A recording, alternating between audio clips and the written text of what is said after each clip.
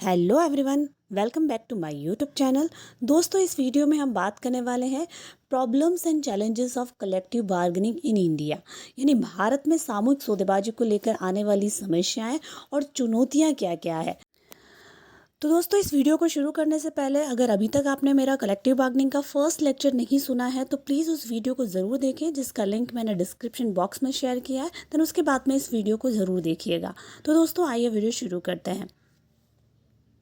Industry के अंदर collective bargaining method को सक्सेसफुली इम्प्लीमेंट करने के लिए क्या कंडीशंस की रिक्वायरमेंट होती है, क्योंकि हम बात कर रहे हैं कि कलेक्टिव बार्गेनिंग एक बहुत अच्छा मेथड है जिसके माध्यम से इंडस्ट्री के अंदर पीस क्रिएट की जा सकती है, डिस्प्यूट को रिजॉल्व किया जा सकता है, वर्कर की प्रॉब्लम्स को हैंडल किया जा सकता है। इन सब के लिए एक टूल का काम करता है कलेक्टिव बार्गेनिंग।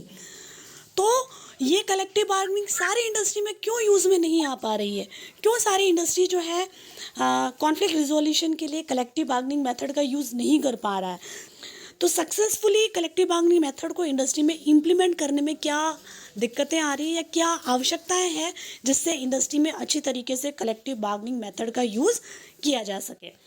पहले ट्रेड यूनियन रिकॉग्निशन बहुत ज़रूरी है इंडस्ट्री के अंदर, क्योंकि हम बात कर रहे हैं कि कलेक्टिव बार्गेनिंग के अंदर एक तरफ वर्कर साइड होती है, एक तरफ मैनेजमेंट साइड होती है।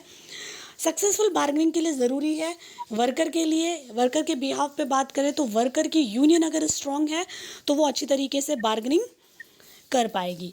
और कई बार एक इंडस्ट्री के अंदर 2 या 3 या मल्टी यूनियन का कॉन्सेप्ट भी होता है, तो वहाँ पर कलेक्टिव बार्गेनिंग पॉसिबल इसलिए नहीं हो पाती है कि मैनेजमेंट सोचता है कि किस ट्रेड यूनियन से हम वार्ता करें, नेगोशिएशन करें। तो ट्रेड यूनियन को रिकॉग्निशन दी जाती है उस इंडस्ट्री के अंदर, जिसे एम्प्लॉयर रिकॉग्निशन देता है कि इस ट्रेड यूनियन से हम क्या करेंगे, नेगोशिएशन करेंगे।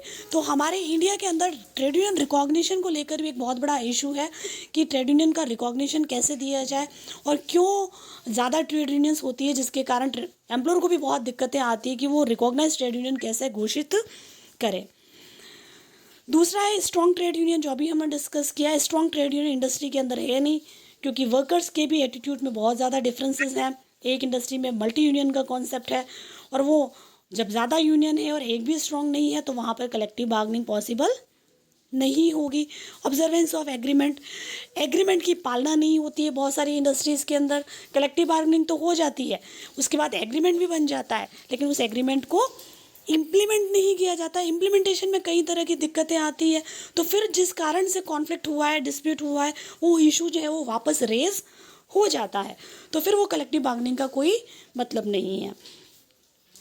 Support of labour administration authorities, क्योंकि ये जो मेथड है वो कोई लीगल मेथड नहीं है, तो लेबर एडमिनिस्ट्रेशन की जो अथॉरिटी है या गवर्नमेंट जो है वो भी इसको ज़्यादा सपोर्ट नहीं करती है, क्योंकि ये मेथड जो है वो लीगल नहीं है। आपस में एक दूसरे को समझ कर जो है वो डिस्कशन करना है, निगोशिएशन करना है और सोल्यूशन निकालना है। तो लीगली इसको कोई राइट नहीं मिला है। लीगल डिस्प्यूट को सेटलमेंट के लिए अलग से प्रोविज़न है, तो ये भी एक बहुत बड़ी दिक्कत है। फेथ जो है वो दोनों पार्टीज़ का एक दूसरे पर नहीं होना। जिन इंडस्ट्री में वर्कर का मैनेजमेंट के प्रति फेथ है और मैनेजमेंट का अपनी वर्कर यूनियन पर फेथ है, वहाँ पर कॉन्फ्लिक्ट रिजोल्यूशन के लिए कलेक्टिव बार्गेनिंग करते हैं, क्योंकि बार्गेनिंग में दोनों पार्टीज़ बैठकर बात करती है। और अगर विवाद इतना ज़्यादा है कि एक दूसरे पे विश्वास ही नहीं है तो दोनों एक टेबल पर आकर बात करने के लिए रेडी नहीं होंगे।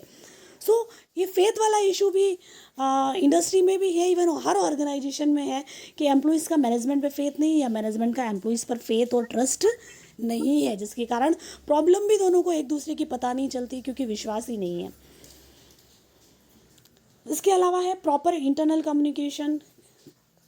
जो कम्युनिकेशन है वो प्रॉपर नहीं होने के कारण जो है वो बार्गेनिंग नहीं हो पाती है। कई बार मैनेजमेंट जो है वो वर्कर से सही से कम्युनिकेट ही नहीं करता है। कम्युनिकेशन प्रॉपर रहेगा तो फेथ भी बना रहेगा, कोऑपरेशन भी रहेगा, लेकिन कई बार मैसेज सही से कन्वे नहीं कर पाता है मैनेजमेंट, या यूनियन की जो कुछ प्रॉब्लम्स है वो सही तरीके से कम्युनिकेट नहीं हो पाती है मैनेजमेंट को। तो इंटरनल कम्युनिकेशन जहाँ प्रॉपर नहीं है वहाँ पर तो डिस्प्यूट होगा ही, है ना। परिवार के अंदर भी देख लीजिए, लोग एक दूसरे से कम्युनिकेट नहीं करते हैं तो उसी के कारण लड़ाई झगड़े होते हैं। संवाद सही है, बातचीत अगर लोग सही से करते हैं, ट्रांसपेरेंट होती है बातचीत, तो फिर विवाद नहीं होता है। एफिशिएंट बार्गेनिंग मैकेनिज़्म, बार्गेनिंग का कोई मैकेनिज़्म भी एफिशिएंट नहीं है, यानी बार्गेनिंग जो की जाएगी दोनों पार्टीज़ के बीच में उसके लिए कोई प्रॉपर चैनल नहीं बना हुआ है कि इस तरीके से इस मैकेनिज़्म के थ्रू आपको बार्गेनिंग करनी है। तो ये भी एक बहुत बड़ी प्रॉब्लम है। और म्यूचुअल ट्रस्ट एंड कॉन्फिडेंस, ये तो एक सबसे बड़ा इशू है जो अभी हम बात करें कि एक दूसरी दोनों पार्टीज़ का एक दूसरे के ऊपर कॉन्फिडेंस नहीं होगा, ट्रस्ट नहीं होगा, तो सक्सेसफुली हम कलेक्टिव बार्गेनिंग इंडस्ट्री के अंदर नहीं कर सकते हैं। सो ये कुछ प्रॉब्लम्स है सक्सेसफुल कलेक्टिव बार्गेनिंग इंडस्ट्री में नहीं हो पाने के पीछे बहुत से रीज़न है। अगर इन सारे पॉइंट्स पर इंडस्ट्री के अंदर मैनेजमेंट या वर्कर्स तैयारी करके रखेंगे तो वो अपनी इंडस्ट्री के अंदर सक्सेसफुली कलेक्टिव बार्गेनिंग मेथड का यूज़ कर सकते हैं।